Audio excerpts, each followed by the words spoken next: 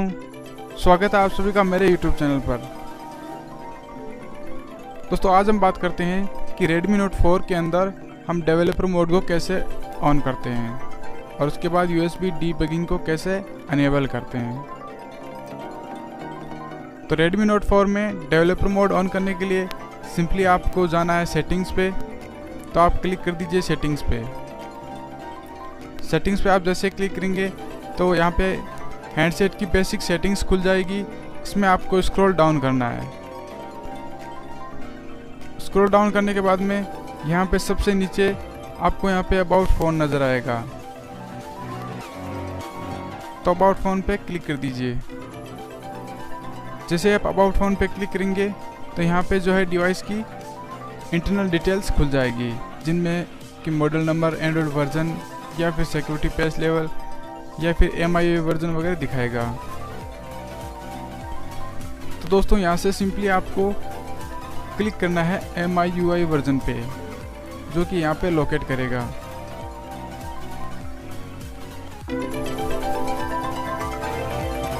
MIUI version पे आपको total 7 time click करना है। तो यहाँ पे एक मैसेज आएगा जिसमें लिखा होगा कि यू आर ए डेवलपर, और उसके बाद आपका डेवलपर मोड ऑन हो जाएगा। फिलहाल हमने डेवलपर मोड पहले से ऑन किया हुआ है, इसलिए हमारा ये जो है ऑलरेडी ए डेवलपर का मैसेज आ रहा है। तो डेवलपर मोड ऑन करने के बाद में आप चले जाइए सेटिंग्स में। तो इसके लिए आपको पीछे जाना होगा और यहाँ से आप चले जाइए एडिशनल सेटिंग्स पे, जो कि यहाँ लोकेट कर रही है। एडिशनल सेटिंग्स पे आप क्लिक करके और उसके बाद आप नीचे स्क्रॉल करेंगे तो आपको यहाँ पे देखने को मिलेगा डेवलपर ऑप्शंस। दोस्तों ये developer options developer mode on होने के बाद ही आपको यहाँ पे दिखाएगा। जब तक आप डेवलपर मोड ऑन नहीं करोगे ये डेवलपर ऑप्शंस आपको नहीं दिखाएंगे। तो यहाँ से क्लिक कर दीजिए डेवलपर ऑप्शंस पे। तो यहाँ से क्लिक करके आप डेवलपर ऑप्शंस को ऑन कर लीजिए। उसके बाद आप नीचे स्क्रॉल कीजिए और यहाँ पे ये देखिए आपको मिलेगा USB डीबगिंग। USB डीबगिंग पे आप क्लिक करके USB डीबगिंग भी ऑन कर सकते हैं। ये एक मैसेज आएगा जिसे ओके करना है। इस तरह हम USB डीबगिंग Redmi Note 4 में ऑन कर सकते हैं। अब बात ये आती है कि हम USB डीबगिंग ऑन क्यों करते हैं। तो उसके लिए मैं आपको बताना चाहूँगा कि अगर हम अपने मोबाइल की स्क्रीन को PC की स्क्रीन पे कास्ट करना चाहते हैं तो हमें USB डीबगिंग ऑन करना पड़ेगा, और उसके बाद हम USB मोड पे जो है अपने मोबाइल की स्क्रीन को कास्ट कर पाएंगे। अपने मोबाइल की स्क्रीन को PC की स्क्रीन पे कास्ट कैसे करते हैं इसके बारे में हम नेक्स्ट वीडियो में बात करेंगे। ऐसे ही यूजफुल अपडेट्स के लिए चैनल सब्सक्राइब कीजिए, वीडियो लाइक कीजिए, शेयर कीजिए अपने दोस्तों के साथ। Thanks for watching us. करते हैं आज की अपनी वीडियो। आज की जो मेरी वीडियो है वो है बायोलॉजी के क्वेश्चंस पे बेस्ड। तो आज हम बायोलॉजी के कुछ बहुत ही इंपॉर्टेंट क्वेश्चंस पढ़ने वाले हैं गाइस। तो ध्यान से देखिएगा पूरी की पूरी वीडियो को, और साथ में अगर आप इस चैनल पे नए हैं, अभी तक चैनल को सब्सक्राइब नहीं किया है तो सब्सक्राइब कर लीजिए और बेल आइकन को प्रेस कर लीजिए। तो स्टार्ट करते हैं जल्दी से अपनी आज की वीडियो। देखिए मैंने कुछ क्वेश्चंस लिख लिए हैं। फर्स्ट क्वेश्चन है, जल में पनपने वाले पौधे क्या कहलाते हैं। तो जल में पनपने वाले पौधे कहलाते हैं हाइड्रोफाइट। ये जो हाइड्रो वर्ड है ये वैसे भी जल के लिए यूज होता है। हाइड्रोफाइट, ऐसे पौधे जो जल में होते हैं, हाइड्रोफाइट। इससे पहले ही मैंने एक वीडियो बनाई थी नमकीन क्षेत्र में उगने वाले पौधों को या नमकीन जल में होने वाले पौधों को क्या कहा जाता है। तो सारी की सारी मेरी जितनी भी वीडियोस उनको देखा करिए, उसमें ऐसे ऐसे क्वेश्चंस मैं उठा के रखती हूँ जो कि आए हुए होते हैं, तो आपके लिए बहुत इंपॉर्टेंट है। तो नेक्स्ट देख लेते हैं, सबसे विषैली मछली कौन सी है। तो सबसे विषैली मछली है स्टोन फिश, यानी कि जिसको हिंदी में पाषाण मछली लिखा जाता है। वो सबसे जहरीली फिश है स्टोन फिश, यानी कि पाषाण मछली।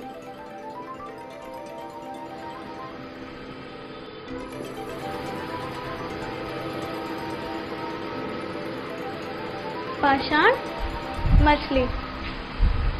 नेक्स्ट देख लेते हैं।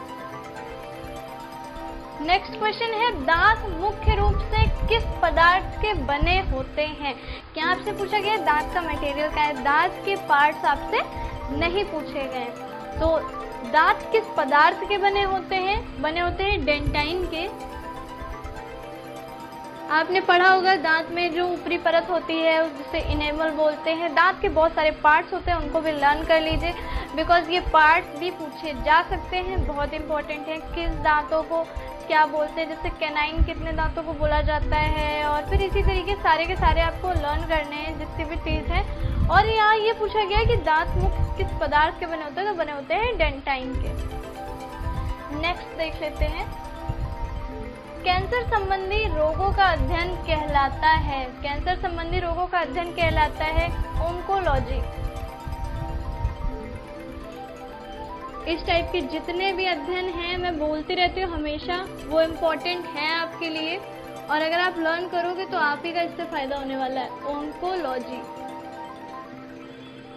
ONKOLOGY, oncology. तो ये जो शाखा है, इसके तहत लोग कैंसर से जो भी कैंसर बीमारी जो है उसके बारे में अध्ययन करते हैं कि कैसे क्या उसको सही किया जाता है, या किस टाइप के कैंसर होते हैं। तो जितना भी कैंसर से रिलेटेड जो भी अध्ययन है वो आपका ओंकोलॉजी में होता है। अब नेक्स्ट देख लेते हैं, मांसपेशियों में किस अम्ल के एकत्रित होने से थकावट लगती है? आपने देखा होगा कि अगर आप कोई एक्सरसाइज करते हैं, कुछ भी वर्कआउट कर रहे हैं, आप घर में कोई काम कर रहे हैं, तो जब बहुत ज़्यादा लगने लगता है, कभी कभी बहुत हैवी लगने लगता है, तो ऐसा होता है लैक्टिक एसिड के कारण।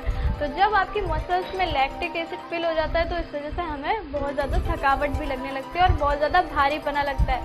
जैसे आप देखिए, अगर आप जिम करते हैं या जो भी आप वर्कआउट करते हैं, तो उसमें आप जब एक लिमिट तक कर लेते हैं तो बहुत ज़्यादा आपको अपने हैंड्स जो हैं वो हैवी फील होने लगते हैं। तो ये सारा कुछ जो है वो लैक्टिक एसिड की वजह से होता है। इसी एसिड की वजह से थकावट भी लगती है। लैक्टिक अम्ल यानी कि लैक्टिक एसिड। नेक्स्ट बात करते हैं, अंगूर में कौन सा अम्ल पाया जाता है? वैसे तो अंगूर में कई टाइप के एसिड पाए जाते हैं गाइस, लेकिन टार्ट्रिक एसिड और मैलिक एसिड ये दोनों सबसे ज़्यादा, मतलब 90% जो भी ग्रेप जूस है या ग्रेप है उसमें 90% एसिड टार्ट्रिक और आपका मैलिक एसिड मिला हुआ होता है, और उसमें भी सबसे ज़्यादा जो पाया जाता है वो पाया जाता है टार्ट्रिक एसिड। उसके बाद में मैलिक एसिड की नंबर आती है। वैसे मैंने बताया कि दोनों का जो मिक्सचर है वो 90% तक होता है। अंगूर में 90% जो होता है वो टार्ट्रिक और मैलिक एसिड होता है, लेकिन सबसे ज़्यादा जो पाया जाता है वो होता है टार्ट्रिक एसिड। तो यहाँ पे जो ऑप्शन आए थे वो एक सिंगल के थे, तो उसका आंसर था टार्ट्रिक एसिड। लेकिन मैं यहाँ दोनों लिख दे रही हूँ, जिससे ये भी हो सकता है बाई चांस आपको एग्जाम में टार्ट्रिक एसिड ना मिले तो आपको मैलिक एसिड मिला होगा, तो आप क्वेश्चन में टिक लगाओगे मैलिक एसिड। टार्ट्रिक अम्ल व मैलिक अम्ल। तो चलिए गाइस नेक्स्ट क्वेश्चन देख लेते हैं। मानव का मस्तिष्क लगभग कितने ग्राम का होता है? तो मैं बता दूं, वैसे तो जो ह्यूमन ब्रेन है वो डिपेंड करता है बॉडी के वेट के अकॉर्डिंग। जिस हिसाब से ह्यूमन का जो वेट है उसी अकॉर्डिंग उसका 1/60 भाग बोल सकते हैं कि 1/60 जो होगा उतना उसका माइंड होगा, माइंड का वेट होगा मतलब। तो ये डिपेंड करता है, लेकिन एक नॉर्मल वैल्यू यहाँ पे डिसाइड कर दी गई है कि लगभग इतना। तो जब आपका क्वेश्चन आएगा तो आपको ये आंसर टिक करके आना है, क्योंकि ये आंसर आपका दिया होगा।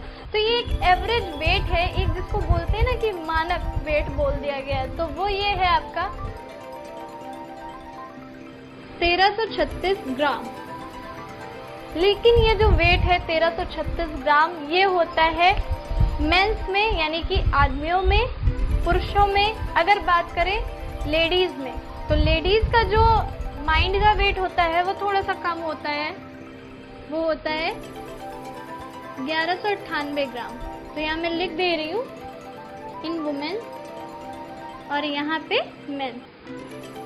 ये पुरुषों में है और वो लेडीज में। बाई चांस अगर लेडीज आपको यहाँ पे दे दिया जाए कि मानव का मस्तिष्क, अगर स्पेसिफाई कर दें कि स्त्री का या इस तरह से कुछ आता है तो आप लगा सकते हो। वैसे ज़्यादातर जो आपका ऑप्शन है वो 1336 ही आएगा, तो आपको यही टिक करना है लेकिन वो आपके नॉलेज के लिए है कि वुमेन का जो माइंड का वेट होता है थोड़ा सा कम होता है 1198, क्योंकि मैंने बताया वेट के अकॉर्डिंग होता है, तो वेट कम है तो उसी अकॉर्डिंग यहाँ पे माइंड का भी है। अब चलिए देख लेते हैं नेक्स्ट क्वेश्चन जो है, धूल प्रदूषण रोकने के लिए सबसे अच्छा वृक्ष है।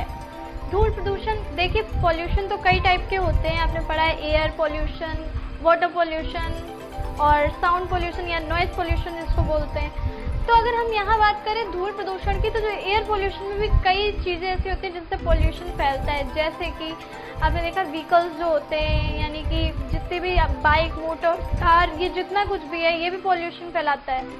इसके अलावा धूल से भी पॉल्यूशन फैलता है। तो यहाँ यही क्वेश्चन पूछा गया है कि धूल प्रदूषण को रोकने के लिए सबसे अच्छा वृक्ष कौन सा है।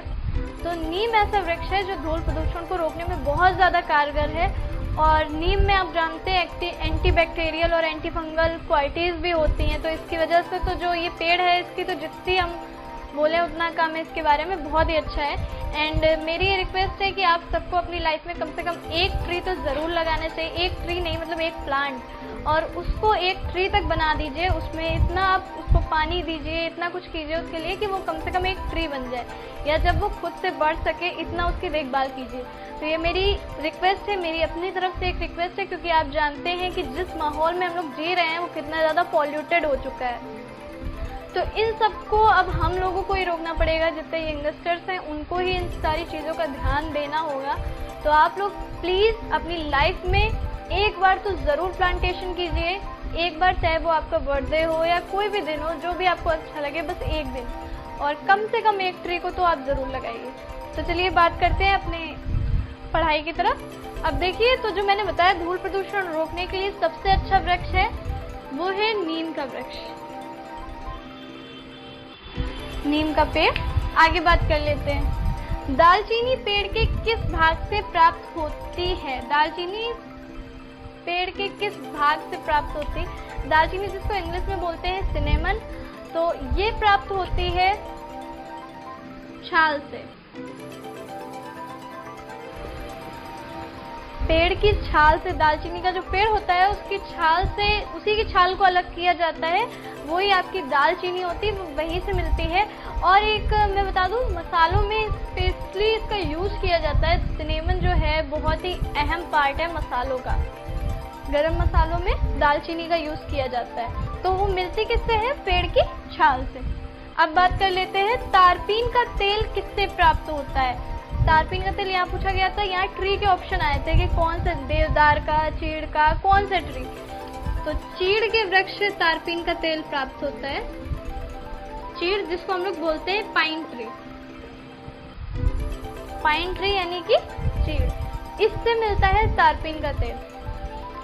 अब आगे देख लेते हैं, आलू किस कुल से संबंधित है। यहाँ आपसे पूछा गया था आलू के कुल के नाम। जैसे मैं बताऊँ, जितने भी प्लांट्स हैं, जितने भी आपके एनिमल्स हैं या ह्यूमन को भी आप जानते हैं, इन सबको क्या किया गया, एक एक कुल में बांट दिया गया था। जब स्टार्टिंग की गई है, जब से बायोलॉजी की, बॉटनी की, इन सब से, तो उनको एक एक ब्रांच में रख दिया गया, एक एक कुल में रख दिया गया है। उससे क्या होता है कि जो भी हम लोग पढ़ते हैं उसके बारे में पढ़ना सब इजी हो जाता है। तो यहाँ यही पूछा गया है कि आलू किस कुल से संबंधित है। तो आलू संबंधित है सोलेनेसी से, ये इसके कुल का नाम है सोलेनेसी। यह आप लोगों को लर्न करना है, सोलेनेसी। आलू किस कुल से संबंधित है, सोलेनेसी। नेक्स्ट देख लेते हैं, प्याज लहसुन में गंध किस तत्व की उपस्थिति के कारण होती है। आपने देखा होगा मोस्टली जो प्याज और लहसुन जब आप छीलते हो तो उसकी जो अलग से स्मेल होती है वो जल्दी जाती भी नहीं है, और बिल्कुल अलग से स्मेल होती है, अलग से ही पता चल जाता है। तो ऐसा क्यों होता है, किस एलिमेंट की वजह से होता है, तो वो होता है पोटेशियम की वजह से। क्योंकि प्याज और जो आपका लहसुन है वो पोटेशियम के अच्छे सोर्स हैं, और इसी वजह से जो उनमें एक स्मेल सी आती है जो हम लोगों को अच्छी नहीं लगती है, लेकिन वो जो स्मेल है वो पोटेशियम की वजह से आती है। और अच्छी चीज़ है ये कि जो आपका लहसुन एंड प्याज है उसमें पोटेशियम पाया जाता है, वो भी अच्छी मात्रा में। चलिए अब नेक्स्ट क्वेश्चन देख लेते हैं, धान का प्रसिद्ध खैरा रोग किसके कारण होता है। गाइज यहाँ पे सिर्फ आपके डिजीजेस से नहीं पूछी जाती चीज़ें कि ह्यूमन डिजीजेस से क्वेश्चन आए, ऐसा हमेशा नहीं होता है। ह्यूमन डिजीजेस के अलावा एनिमल्स डिजीजेस या फिर प्लांट में जो डिजीजेस आती हैं वो तो बहुत ही ज़्यादा फेमस है। प्लांट की जितनी भी डिजीजेस है कैसे होती हैं और कौन सा, अगर बाई चांस कभी कभी नाम भी पूछ लेता है कि कौन से विषाणु की वजह से, कौन सा वायरस है, क्या नाम है, ये भी चीज़ें कभी कभी आ जाती हैं। इसके अलावा ये भी पूछता है कि किस वजह से होता है। तो यहाँ पे ये जो लिखा है धान का प्रसिद्ध खैरा रोग किसके कारण होता है, ये होता है वायरस के कारण, यानी कि विषाणु के कारण।